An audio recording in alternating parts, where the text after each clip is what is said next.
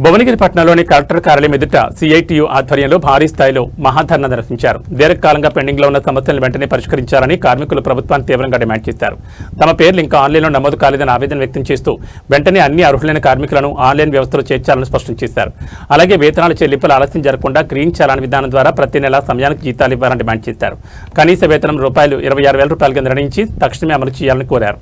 కార్మికుల భద్రత కోసం ₹10 లక్షల ఇన్సూరెన్స్ పథకం వెంటనే అమలు చేయాలని, ప్రస్తుతం అమల్లో ఉన్న మల్టీపర్పస్ విధానాన్ని పూర్తిగా రద్దు చేయాలని వారు డిమాండ్ చేశారు.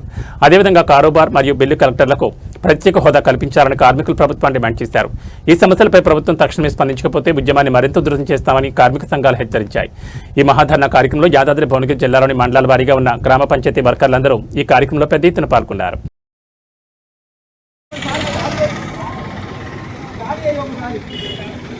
గ్రామ పంచాయతీ కార్మికులారా, మరి ఈరోజు మన జీతాలు ప్రతి నెల 1వ తారీఖు అందరి ఉద్యోగస్తులలాగా మన జీతాలు వేస్తామన్నాడు. మరి చిన్నపాటి ఉద్యోగులకు, ఈ కార్మికులకు మరి జీతాలు వేయాలంటే ఈ ప్రభుత్వానికి చిత్తశుద్ధి లేదు. మరి ఇప్పుడేస్తాం అప్పుడేస్తాం అనేది మరి ఆయన ఎప్పుడైతే ప్రభుత్వంలోకి వచ్చిందో అప్పటి నుంచి మనలా ఇబ్బంది పెడతా ఉన్నాడు. మరి మొన్ననే మే 1 నాడే ఎంతమన్నాడు, అది వేయలేదు. మరి ఇప్పుడు జూన్ తర్వాత జూలై 1 అంటుండు, జూన్ వేయలేదు, జూలై 1 అంటుండు, అది కూడా నమ్మకం లేదు.